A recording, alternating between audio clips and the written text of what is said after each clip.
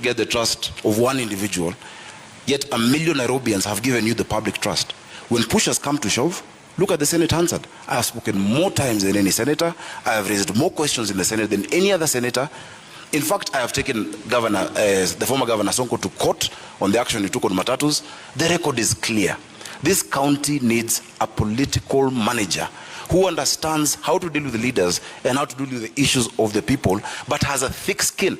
In fact, if half of the tribulations I'm facing right now in my bid were on Polycarp, Azimio would have no candidate. But I have stood. Your time is out, you've stood, you ran off. He'd have quit.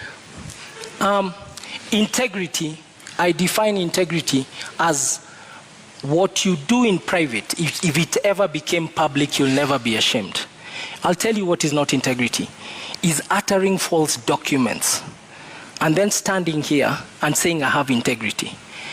Go to the website of the East African, of EACC. Go to the website of IBC.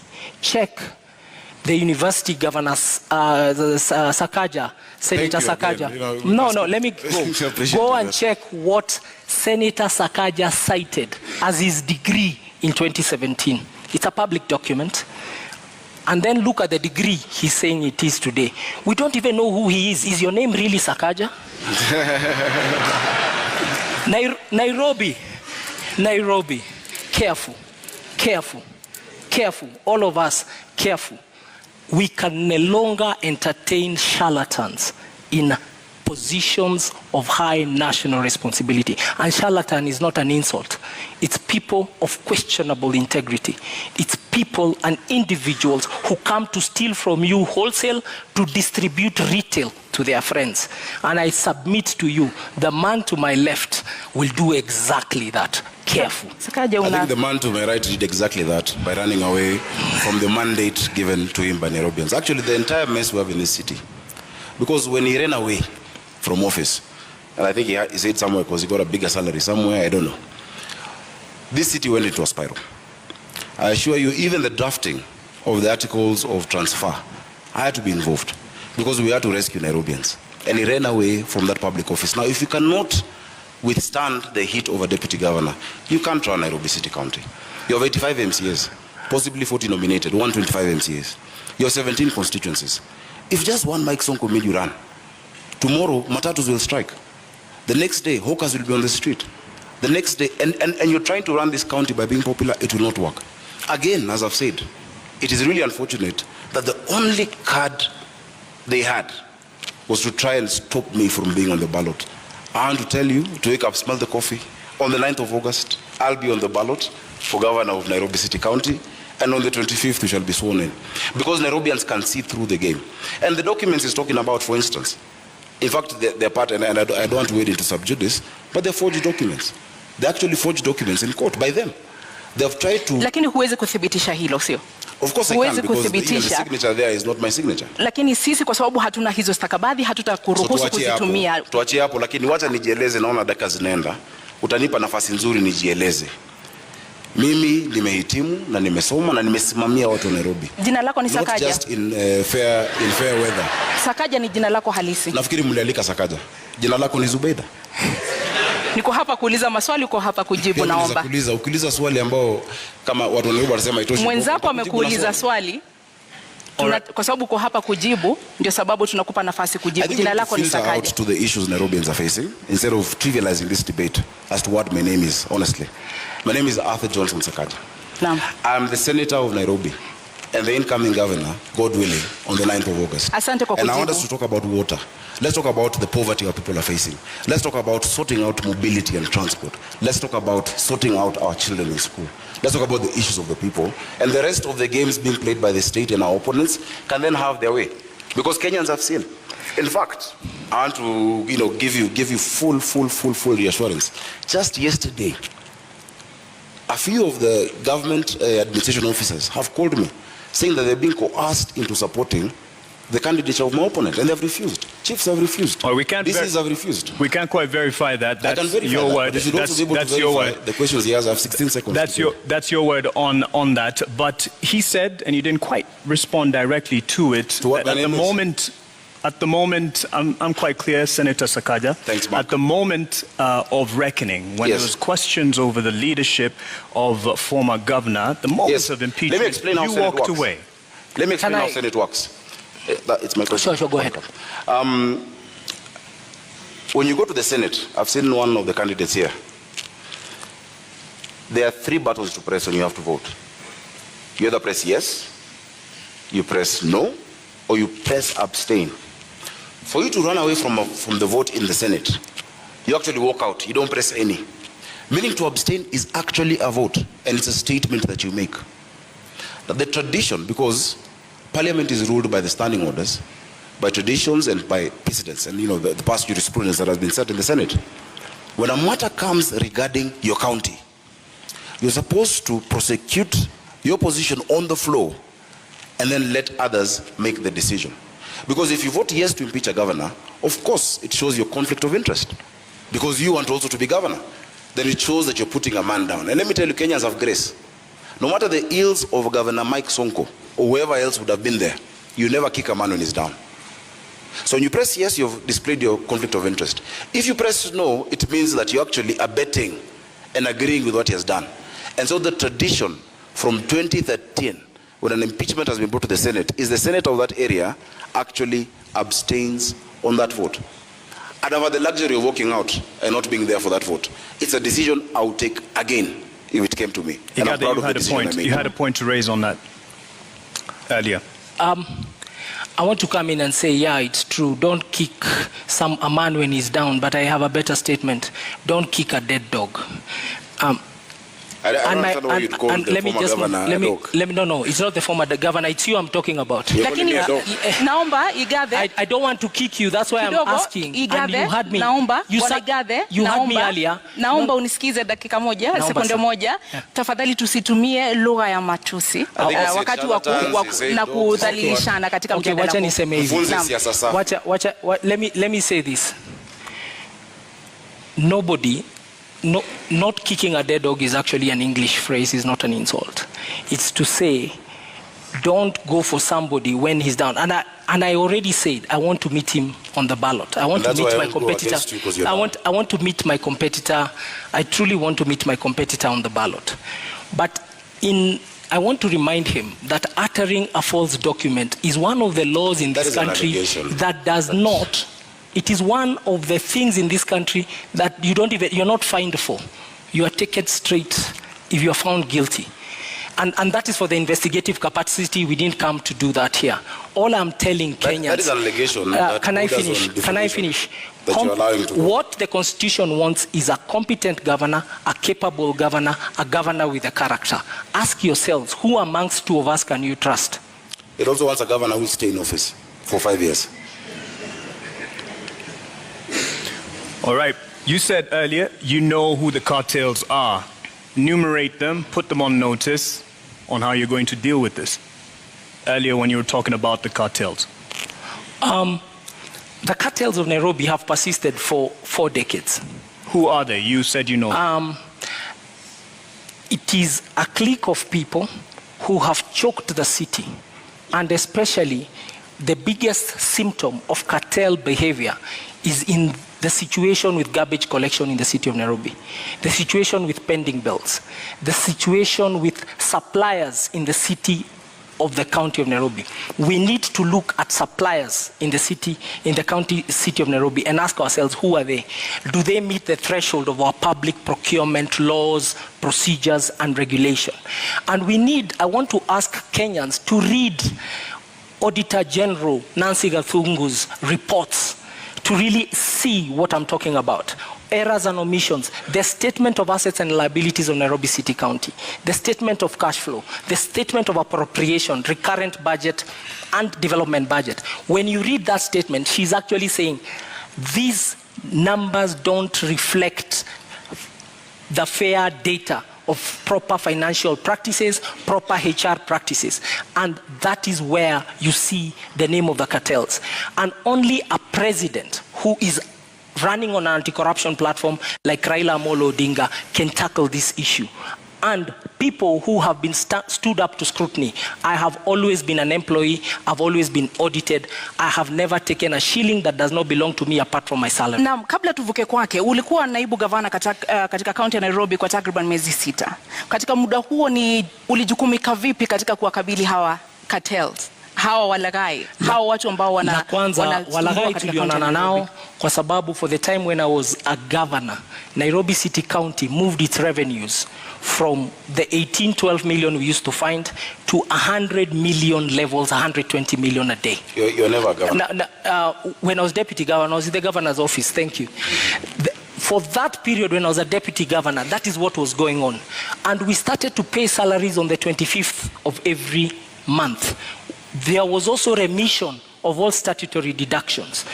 When I was there, I started the titling program for Nairobi to give title deeds into Nairobi. That process has taken 5 years, is now being completed as we speak. When I was there, I formulated and changed the management of Nairobi City County Water, the Nairobi Water and Sewer System. The new existing chief executive and their team came in. So there are a couple of things that we did within those 6 months. So we had some achievements, and I want to assure you that we'll accelerate them when we come to office when you vote for us. Kama seneta unakubaliana naye kwamba waliweka mikakati ya kuweza kukabili hawa cartels na kuweza kulinda rasilimali za kaunti ya Nairobi? Kwanza nafikiri vile amesema vile alikuwa alianzisha na ikakamilika bila yeye. Inamaanisha Nairobi haikumuhitaji. Kwa sababu it's just demonstrated that even whether he was there or not, it happened. I think if you stayed true and didn't quit and run away when things got hot, maybe things would have been better for the people of Nairobi. We'd never know. And unfortunately, we'll never get to learn. Cartels are a lazy word. It's a word used by lazy leaders who fail to master the courage and the guts and the resilience to deal with corruption. That is what cartels are. Cartels are a weak excuse. Because all of these are human beings. If you say you know them, and even here, just at this debate, you're afraid to name them, yet you said you knew them, you'll not deal with them. If you know them, name them. Kwa hivyo huamini kama seneta kwamba kuna cartels katika kaunti ya Nairobi? Sio cartels. Ni wanabiashara ambao, the first way not to be, to have cartels in Nairobi is to refuse to be part of that system. Lakini kama unaogopa hata wezi wasema, kesho wakikutisha utajiuzulu tena. We cannot have that in Nairobi. We just need to set systems that actually remove the place they are playing. Don't be afraid of cartels, Polycarp. Whatever name you choose. I will invite you on 10th of August when we are naming them. The opposition is not allowed to name You can also cartels. name them today, but whatever name you use to allude to them, how are you going to deal with those? Listen, the first thing you must do in the city, as I've said, is to refuse to be part of them before you even get into office. I have run my campaign by myself. I have struggled. I have funded myself. I have evidence. In fact, unfortunately, I can table it over here, that even the first billboards paid for my opponent are by the cartels, are by other shadowy figures who are convincing him to get out of office, to run for it. Once you are captured by them before you start, once you're captured by the state, once you're captured by these shadowy figures before you even set foot, you will not do anything when you're elected governor. Number two, we must reduce the human interaction with cash in Nairobi. We must digitize service provision, that all the 130-something revenue streams must be allowed to be paid digitally wherever you are. What we're going to do is this in Nairobi. We'll change the governance structure. We're going to have 5 boroughs in this city: Nairobi North, East, West, South, and Central. Each of those boroughs, pursuant to the Urban Areas and Cities Act and the County Government Act, Section 14, will have a urban area board or a borough board. And in that borough, there will be an assistant city manager who will report to my deputy governor, Mushiri Njoroge, who we have agreed is not going to quit. They will report to Mushiri Njoroge, and Njoroge Mushiri is going to be the chief city manager. Now, once you localize them to an area, that these few sub-counties, these are how we'll deal with garbage, these are how we'll deal with water, these are how we'll deal with education and all those issues, then you reduce the capacity of that corruption. Bwana Igathe, unakubali muda wako umekwisha, samahani seneta. Bwana Igathe, unakubali kwamba mapendekezo anayotoa ndio yataweza kukabili wale ambao unawaona kama cartels katika kaunti ya Nairobi? Samahani, muda wako umekwisha seneta.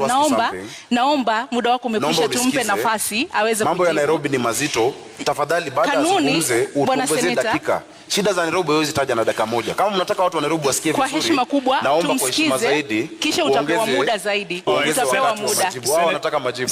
Senator Sakaja, with all due respect, you did come late, and in keeping time, there are rules that we announced at the beginning of this debate, and an answer to a question is a minute and a half, and you can see it clearly on the screen here. Rebuttal is a minute, and we did accommodate your lateness. So over to you, Igadi. Ukosefu wa nidhamu ni jambo la kawaida kwa watu ambao hawajamaliza shule. Let me move to, this is what we want to do. This is what we want to do. We want to improve the society in Nairobi by ensuring we tackle the issue of hunger and depravity in the city, by tackling the issue of poor access to education in the city and poor quality access to healthcare. We want to fix the economy in Nairobi by ensuring decent jobs, proper mobility and transport. We are going to form what I'm calling the Nairobi Go portal. It's really e-government, making sure we have time and attendance for every employee. We make a fit for purpose government to serve. And lastly, to really fix the environment, kuimarisha mazingira yetu, maji na mambo hayo. Your time is up on that, but there was something he brought up, and he said even he claims to be funding his own campaigns, and says you're under state capture and you have a right to respond to this. A minute for that in terms of those who are funding your campaign. My campaign is funded by myself and my friends, and I would like him, because he has said so, to provide that evidence before the morning. That is a liar. Those are lies told by a lying liar. I'll be glad to do that. Please, you say you have some evidence to this effect. Of course, we have receipts of billboards and of, different meetings of chiefs, meetings of DCCs, them being cajoled. You cannot force individuals, DCCs, assistant chiefs, and many of them, they're represented here, no. The meetings at St. George's Primary School, where they're being asked to support those candidates, we know all of that. It is obvious. But if you'd like me to table that, I'll be glad to table it before the country. I will in equal measure table all the false documents Senator Sakaja has cited to the Republic of Kenya and to constitutional institutions tomorrow morning on my Twitter. All right, tomorrow morning there's a lot of news to look forward to, and do you agree? And then you will know what we are facing. Because the contest on 9th of August is a simple contest.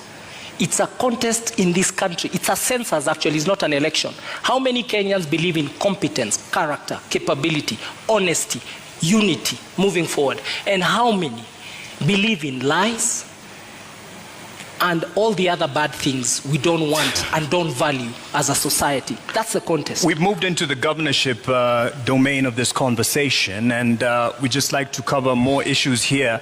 And there was a mention of Nairobi Metropolitan Services, NMS. First of all, do you agree with it having been brought in as an intervention? And in your view, was it because of a failed leadership? No, I celebrate the Nairobi Metropolitan Services, the NMS and General Badi and his team have done a wonderful job. And it was a creature of the law. We saw how it was formed, and because it's a creature of the law, it extinguishes naturally by law in November of this year. Look at what they have done. They have sunk 193 boreholes in the metropolitan area. 144 of those boreholes has been in our informal settlement. That has truly helped us fight COVID-19. The Metropolitan Authority has further worked on pedestrianizing the central business district, which is something we must do in this city. Make sure that non-motorized transport, we democratize transport, that the most important transporter is not the private car, but the pedestrian, the cyclist. They have done it, and we are now working working better. They've really tried to improve the environment. And they are it is part of the military to do civilian duty. And they came and answered the call of duty, and we truly celebrate what they have been able to achieve. And we are reverting back to a civil authority. As we speak, I believe General Badi is in transition, waiting for the election and then for the next people to take over office. He should not be vilified. And he really worked, and he's been able to deliver. It's been a band-aid to the city of Nairobi. Labda kwa sekunde 30, iwapo utapewa nafasi ama ungepewa nafasi, ungetaka NMS iendelee kuhudumu katika kaunti ya Nairobi? NMS siwezi pata hiyo nafasi kwa sababu sheria inasema NMS muda wao utakwisha November mwaka huu. But it was extended and there's an opportunity to extend it. I will give better service as governor of Nairobi than NMS. Bwana Sakaja, on the issue of governorship and how Nairobi Metropolitan Services, beg your pardon, came in to rescue the day, do you agree with this? And under governorship of Sakaja, would this continue? It is very interesting to hear a man praising his ex-wife's husband. The reason NMS came about is because he got the quit. It's as simple as that. If the deputy governor of Nairobi, Kakamega, did not quit, there'd be no need to have NMS. Those boreholes you're naming, you should have done them. Those interventions you're talking about, you had a chance to do them. Devolution cannot be trivialized in this country. Devolution is the greatest gift we've given to our people. That every Kenyan, wherever they are, has a right to self-determine. I wrote about this in 2010 with the International Commission of Jurists. Fiscal decentralization and devolution in this country. That lady in Mutwini deserves a county government and a governor she can hold to account and who can listen to and who she can vote for. So you can't come praise the consequence of you absconding duty, of you, leaving office. Because if Polycarp did not run away from Nairobians, Governor Mike Sonko would have acted differently. Governor Mike Sonko acted as he did because he knew no one would impeach him, because no one wanted a by-election in Nairobi. Yet having no deputy, and that's why he'd bring Miguna's name, whoever's name, he knew he was untouchable. So it is a consequence of him. And then again, understand the law. There's no way NMS will operate after August. Well, I don't know what you're talking about November. The county government that is being elected on the 9th, that will be led, hopefully, God willing, by myself, will take full control of Nairobi. So yes, NMS has had a cocktail of hits and misses, but you don't know Nairobi. Those women who cried when their children were being smashed in Kariobangi and in Mukuru do not agree with you about NMS. Just a few people who've seen pavements and Kabro who like it and who cheer, and we know whose interests you're protecting here. Naam, Polycarp, una muda ukumjibu. I think we should not dwell. The history is the history. No. But we should learn from history. What the citizens of Nairobi want is, what are we going to do for them? And I'm being really clear that we are going to fix the financing model of the city. We're going to have a city that is well funded. And with those funds, with my deputy, Professor Kaloki, a distinguished public servant and politician, we want in Kiswahili kusema tutastawisha jamii, tutaboresha uchumi na tutaimarisha mazingira hapa Nairobi. Mambo matatu makubwa ambayo tutayatenda. Na tunataka kuwaeleza watu wote Nairobi kwamba manifesto yetu iko kwa magazeti yote siku ya Wednesday, kesho, day after. In this week, muisome the abridged version muone the pledges we are making to you, because in 3 seconds, we're not able to extrapolate those pledges, but I want to assure you, Nairobi will be something of your dreams. No. It will be a city of your vision. It will be truly a global hub in Africa for everybody. Senator Sakaja, I believe you do agree that Nairobi is in deep debt and there's wasteful use of funds. What are the factors behind this? How will you fix it? Again, I must say, Nairobi is in a dire situation that it's proper planning and proper political management. A lot of these issues are relational. If you look at the 76 billion debt, including even the 4.4 that is owed now, to KCB, and many of these other instruments have gotten into, a lot of them can be sorted out based on how we relate with the national government. That Nairobi is not a branch of the national government or an appendage, or as my brother says, the military interventions are going on. then Nairobi can negotiate. Because there are a lot of areas which we can do debt swaps.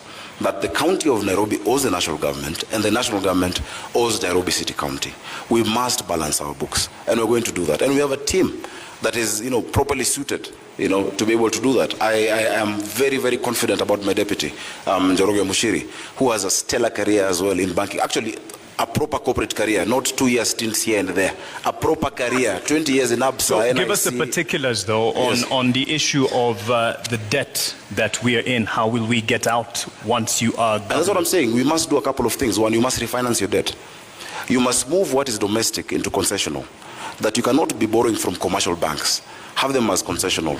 Chapter 12 of the Constitution of Kenya, talking about public finance, says how the national government guarantees county governments of debt. In fact, on top of that, we must get creative. For us to sort out the real issues of this city, we need around 200 billion shillings upfront through an infrastructure bond. I've gone across this world and spoken to Kenyans in the diaspora, whose remittances are our biggest foreign income earner, who are ready to put in money in certain interventions. When you talk about transit, we need a mass transit system in this county. How are we going to do it? Recently, I was in Imperial College in London, and I met a man, a nice gentleman, who sorted out transit in London. He sorted out transit in Beijing, mobility. What's his name?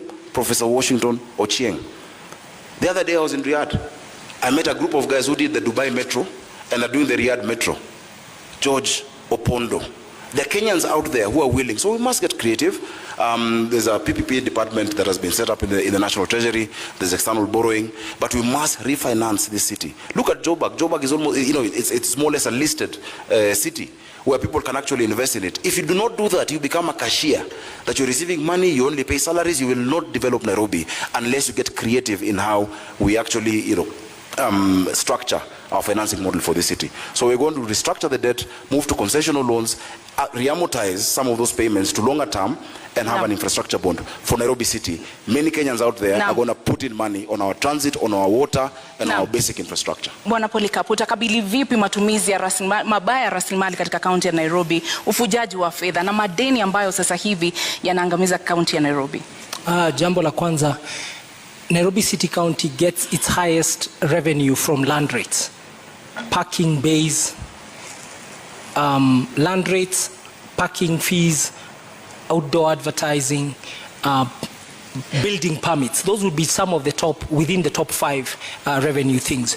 And what we are going to do is to make sure that we digitalize the collection of all that revenue so that the leakage, we seal the leakage. Technology is one of the best things to overcome loss of revenue. And we are going to use technology in the public revenue management system. Then secondly, we will deploy that money. Our own source revenue, I can promise, we and Professor Kaloki have done a study, and we've even checked the reports of the Commission for Revenue Allocation. With 6 revenue lines, we can generate 80 billion own source revenue in Nairobi. And with that money, we will build 1,000. We will join the government in building more schools, in making sure there's medicine in our dispensaries, in making sure that there's incinerators to burn garbage, that we start a leasing program for vehicles and equipment for the staff, and also to make sure we pay our staff the right salaries so that they are really motivated. We are very concerned about the welfare of Nairobi City County workers and all the workers of all affiliate bodies of Nairobi City County. Only motivated workers can deliver essential services, and that's what Nairobians want. And that brings me to the next issue, and that is the competence of the Nairobi City County staff, and you will both have an opportunity to respond to this. How will you address the competence or lack thereof, overemployment, cases of ghost workers, and the issue of productivity to make those staff workers, the workers of Nairobi City County, that they will deliver the services for the Nairobians? I'll start with you. Every employee of Nairobi City County, from the 10th of August, we shall have a performance agreement with them. We will bring back to life performance contracting. And that performance agreement means what do they do every day, the few things they do every day to deliver the output Nairobians expect. And that output will be captured in a scorecard. So each one of us will have a scorecard and a performance agreement. The performance agreement is the input, the scorecard is the measure, and who will measure is the neighborhood associations. We're going to run Nairobi with the neighborhood associations as per the Neighborhoods Act. There is an act that demands the city is run in a see-through way, let me not call it transparent, that, and I want to use the analogy of an egg. The executive of Nairobi City County will be the yolk. Surrounding it will be the county assembly as the egg white. The egg shell will be the residents of Nairobi. Kwa sababu, we will not pay an invoice for a road or a broken sewer before the neighborhood association, say of Kayole, sends us a photo. So there's crowdsourcing. We are going to use technology and the cloud and a data center that can really be able to serve the city of Nairobi. And we shall decentralize services from City Hall. City Hall will be the headquarters of the corporate services. There is no use for a waiter, like I found a waiter, a restaurant, somebody working somewhere in Umoja telling me they have to come all the way to CBD ati anakuja kutafuta food handler certificate. No. That food handler certificate, they should be able to get it in Umoja. Sakaja, I think you were tickled there again. Was a point to mention the cloud issue, but how will you address the staffing for Nairobi County? Unajua mavijana wa Nairobi wakisikia vile amesema hiyo story ya mayai, atasema anatubeba kimayai. Many of those ideas, really, you know, this is not equity, yeah? This is not corporate. You must take the bull by the horns and give practical solutions to our city. And let me give you an example. You're talking about, you know, one of the highest revenue streams, you know, being rates. Have you talked to us about the rate classification of those rates?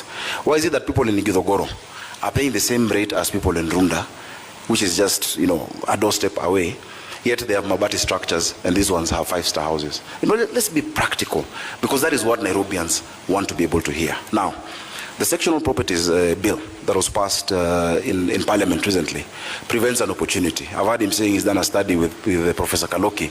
I know Professor Kaloki is a professor, and maybe that's why we've not been seeing you guys campaigning, because you're doing studies. But look at what KPMG has spoken about Nairobi, look at what PwC has said, and the CRA. It is not just 6 revenue streams that are going to increase how much we collect. Just the sectional properties realignment and the revaluation that starts in January 2023 is going to take us up another 50 to 53 billion shillings. Every other revenue stream then must be geared towards making Nairobians more productive. The NMS that you praise has been going around this city with GSU, harassing our traders and our hawkers, throwing them into, you know, those pickups, tetanus field pickups and roadworthy. By the way, on the 9th, if you're listening and you're a scrap metal dealer, come to City Hall. Revenue has gone down to 7 billion. Why is that? Because you're not explaining to the people of Nairobi the services you're offering with the money you collect from them. We will have a people-centered leadership. Cloud is a tool. Na muda umekwisha. Your focus must be on the people you're serving. You can't be. Muda umekwisha bwana seneta, lakini umekuwa seneta wa kaunti ya Nairobi. Umewajibika vipi katika kuona kwamba pesa za kaunti ya Nairobi zinatumika namna inavyostahili, hakuna wizi, hakuna watu wasiofanya kazi ambao wanalipwa? Umekuwa seneta, wewe ndiye macho ya kaunti ya Nairobi. Umewajibika vipi? Hapa mlifanya utafiti. Umewajibika vipi seneta katika kuhakikisha kwamba pesa za kaunti ya Nairobi zimetumika vyema? My time is counting while you're talking. Kama mlifanya utafiti, ungeona zile report ambazo nimewasilisha, zile miswada na hoja ambazo nimezileta kwa bunge. Hapo kati ya hizo miswada na hoja, kuna ile ambayo inaitwa prompt payment bill, ambayo pia wale wengine walijaribu kuweka katika mswada wa BBI walikuwa wanaleta. Ilikuwa nimeshapitisha kwa bunge. Ukiangalia yale unajua zile ripoti ambazo nimewasilisha kwa bunge, zinazungumza itakuwa ni njia gani tatumia, mbinu gani, form itakuwa vipi kwa kisha ule jamaa. There's a guy who works just across over here in Cultivar. He's called Fred.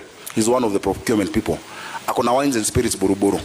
Anasema kwamba wakati akiwa job anasikia hawa watu wa NMS na GSU wamekuja, in their WhatsApp group they tell each other that hawa watu wamekam. Kuna wimbo wanasemanga walikam na kinini, vijana wa Nairobi wanajua. Wamekam na Subaru. Na wakikuja hapo they tell each other in the WhatsApp groups, they close all the shops. That's why this military you're praising has not collected 7 billion this year. Let's take power back to the people. And he tried to define this election. It's not about liars and who don't lie. It's about a state project and a people's governor. Speaking about people's governor, power to the people, let's give some power to the people who weighed in on this debate. We had asked some questions from Nairobians, and I believe we're ready to sample them right now.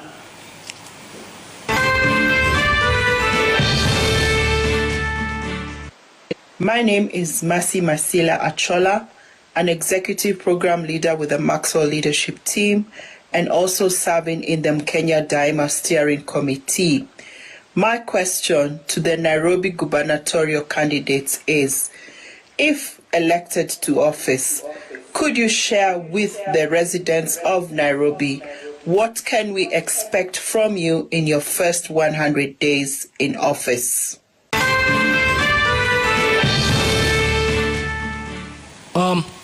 In the first 100 days, I pledge with my deputy to have a very fit for purpose organization to deliver essential services that Nairobians have been deprived of in the past, and especially Nairobians in the informal settlements and in low-income areas. And therefore, there will be Executive Order number 1 that establishes a good government, a coherent government, and a government where the deputy governor has clear responsibilities, a government where the governor himself has clear responsibilities, and where we work as partners, him playing to his strengths and me playing to my strengths, but a proper cabinet. Also, we promise you a proper cabinet that is fit for purpose, and the purpose is essential service delivery. The people watching us at home, actually, they just want services. They want water in their taps. They want garbage collected. They want storm drains covered. They want pedestrian walks repaired. They want markets made. They don't want to continue selling on the roadsides. They want their bills on time. And they want to be treated with honor, and they want to be treated like citizens of Kenya, and they want to be enabled to do their businesses. So the first 100 days is about reconstructing the organization called Nairobi City County, because it does not exist, and we have a lot of demotivated employees. Make sure that we convince them, they start to see their salaries are paid, they are well taken care of, career development is sorted. Thank you. Thank you. I want to thank the lady from Maxwell for that question. Maxwell Leadership Institute on Valley Road is an extremely important, pillar in mentoring many of our young people. I've actually taught many programs of leadership there, and I've been a participant in that. I think when she asked 100 days, maybe what she wanted to hear from me, Polycarp, was just to say, I will not quit fast, as the beginning. Thanks for answering for me. Go ahead. Please keep reminding people, because people are afraid to talk to Komata. But secondly, I want to say this. In the first 100 days, I've said that you will not sort out Nairobi using quick fixes. The issues of this city don't need 100, and I'm not seeking 100-day term. It's not quick fixes or bandage solutions that will sort it out. We have a 10-year vision and a 5-year vision with milestones. But in the first 100 days, what we're going to do, number 1, is to implement the Urban Areas and Cities Act together with Section 14 of the County Government Act to create the 5 boroughs that I'm talking about in Nairobi. That if the person in charge of garbage in Kayole does not need to think about Westlands, the person in charge of a road in Langata should have nothing to do with Roysambu or Marurui. Because that lack of accountability, when you ask them, okay, mbona hapa kuna takataka, pole boss kulikuwa na sijui crisis in Mukuru. So we'll set up the governance structure that will deliver to Nairobians. That is the first task, and that includes the county assembly. The second thing that we're going to do is to implement the standing orders that we've actually been working on, even as I've been in the Senate, proper standing orders for the inspectorate. We cannot have people criminalizing business, chasing our hawkers, throwing sticks at them. They must have proper, like any discipline force, standing orders. And finally, we'll implement the 1 business permit. You can't have businesses with 10 licenses. No. Today there is fire, tomorrow there is war. It will be 1 license. Right. And I will pay every other entity that needs to be paid from that 1 license that you pay in Nairobi. Bwana Polycarp, mmekuwa mkizungumza kuhusu tatizo la maji taka katika kaunti ya Nairobi. Awali ulitaja kuhusu cartels. Je, unaamini kwamba ubinafsishaji wa huduma hizi katika kaunti ya Nairobi utasaidia katika kusuluhisha baadhi ya matatizo ambayo yamekuwepo kuhusu usimamizi wa huduma hizi? Huduma za maji zimekuwa ni tatizo kubwa. Juzi nimetembea kule Ruai na muliona picha. Sikujua kuna mahali Nairobi watu beba maji bado na punda. Pia, so you learn every day. Now, if you go to Ruai, the problem is a problem of way leaves, which the senator perhaps was even ignored in Senate. There is a way leave issue between Kiambu and Nairobi, because today we are consuming 500,000 cubic meters of water every day in Nairobi. but that's really the level of production of water from our water sources, Ndakaine, Roiro Dam. But the Roiro Dam and the Northern Collector Tunnel, we need to connect it. Na hiyo shida ya wave ni shida ya kisiasa, lazima tutatue, na hiyo kitatuliwa, there'll be an extra almost close to 100,000 cubic, so we'll go to 600,000 immediately, and people will, watu wataanza kusikia relief. But in 5 years we have to build new water sources and work with the national government to build new water sources. But you've got the government that builds new water sources has to be a government that does not believe dams are for eating and stealing, because dams have to be done in places like the Nyandarua ecosystem, Maragua Dam in Murang'a, and that's why Nairobi has to be secured by being assisted by the neighboring countries to the metropole that is Nairobi City County. Senator Sakaja, the taps in many homes and other businesses are running dry, but their water bowsers full to the brim and coming at a premium. How will you sort this? First, again, it's really nice that we're at a university, because I need to school my friend about water. There are many things you've said that are completely false. Number one, the quantity that we consume is not just 525,000 that you're speaking about. Nairobi has 4 water sources. The first water source is Kikuyu Springs, just after Kikuyu campus. That was set up in 1907. After that, we developed Ruiru Dam in 1936. It provides 4%. Kikuyu Springs provides only 1%, which is 4,000 cubic meters of water. The third one is Sasumwa in Njambini. Sasumwa produces 11% of our water requirement in Nairobi, comes through Kabete treatment plant, then comes down this way. And the fourth one, the biggest of course, is Ndakaine, which gives us 84% of our water. Now Ndakaine was last developed in 1997. There were 3 phases. After 1997, there's been no additional source. So every single day, the people of Nairobi require 850 million liters of water, but get 525.6 million liters per day. You need to bridge that gap. In fact, you'll be shocked, Polycarp. 70% of the people you're talking about, the ones you didn't know carry water in Mutungi, 70% of them, of Nairobians, have never had a shower from the top. They bathe bottom up, like with a bucket. Bottom up is how many of us shower in this city. We want to give our people dignity. There is no dignity when women are scrambling outside these, boreholes that have been created in the water sources every day for water. The issue of distribution then is the next thing that must be. I asked about this time thing because I've just spoken about the quantity. So when we finish Northern Collector, December 2023, under our administration, I don't like saying our administration, we'll move into Northern Collector 2. One will sort out 85% of the water need, and then 65%, and then Northern Collector 2 will give us 85%. Now the second most important issue. You're overflowing on your time. Let's give him an opportunity. Let's give him an opportunity. Just keep time. The challenge of water. The debate in Nairobi is not about what needs to be done and how. There is consensus that we are short of sources of water. It is who will do it, because you need to be trustworthy and you need to be capable to get it done. That issue of who is the most important issue in this election.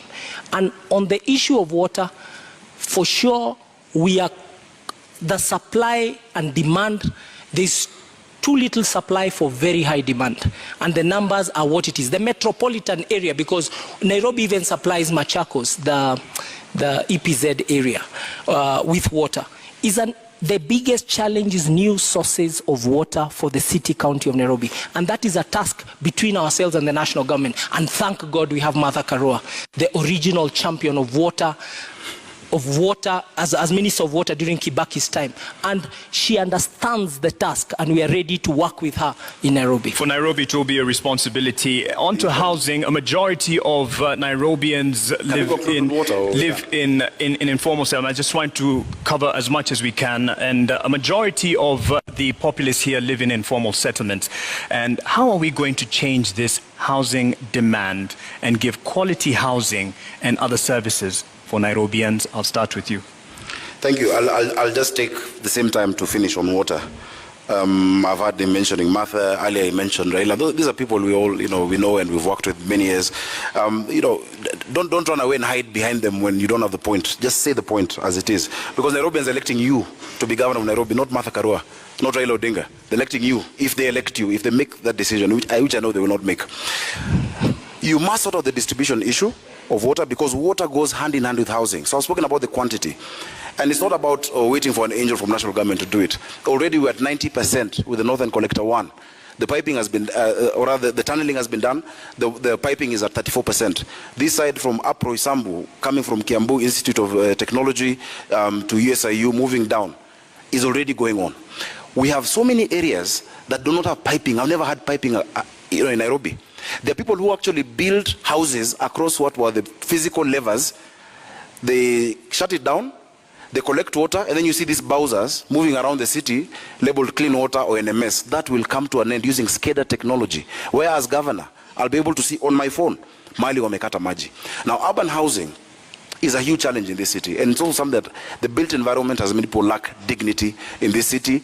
The county government is not in the business of building houses. We shall facilitate the private sector through proper land tenure and giving them proper land of government to actually partner with them to build these houses. We can actually do it through the silo model, where you build and people move and come in there. Urban renewal is being resisted in Eastlands because of lack of trust of that institution, the body that is praising here today. I wish you go there tomorrow and tell them what you said about NMS.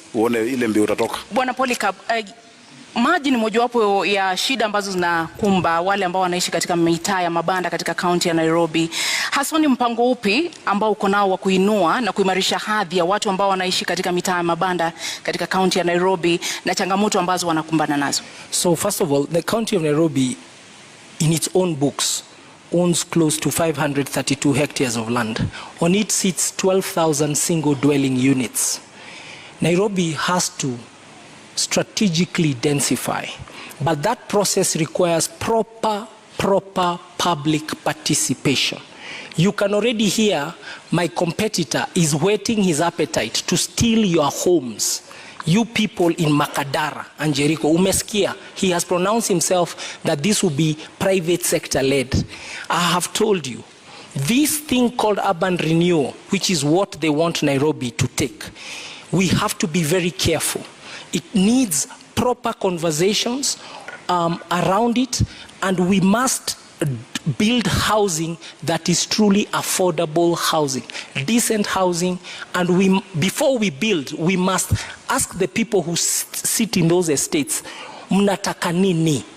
How will this work? And how will you be compensated? Before that is done, we are rushing. And you've seen a big rush towards that work, and we are saying, put it on hold.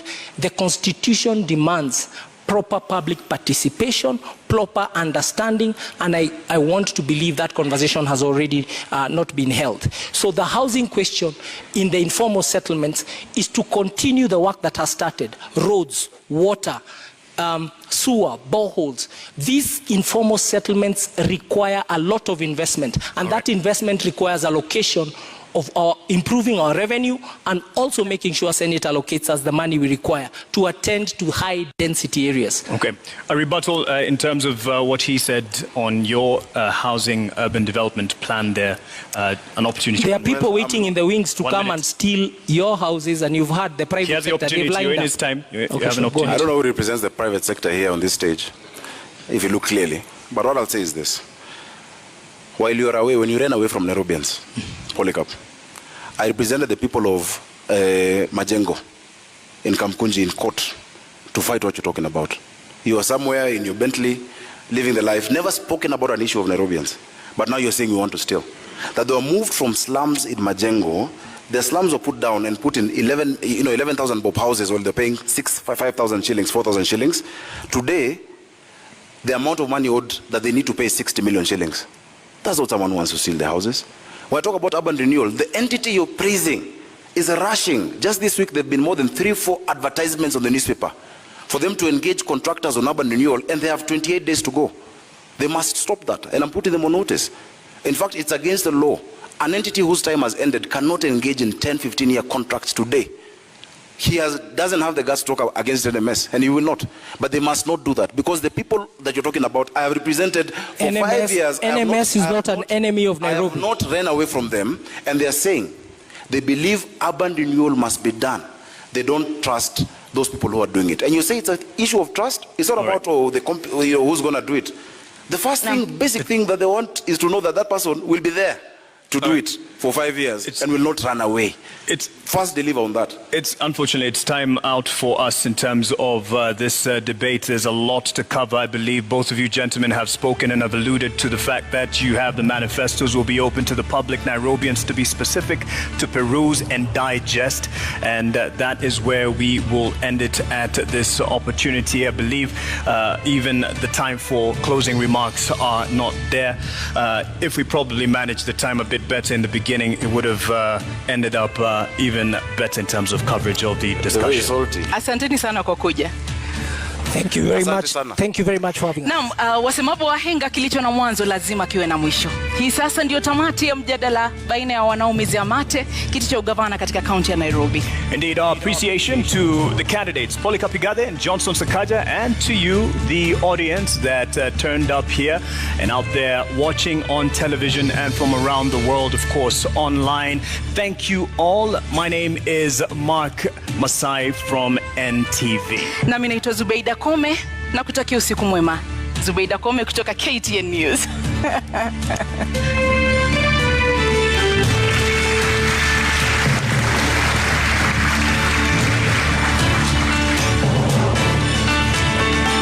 And the teams are invited to join.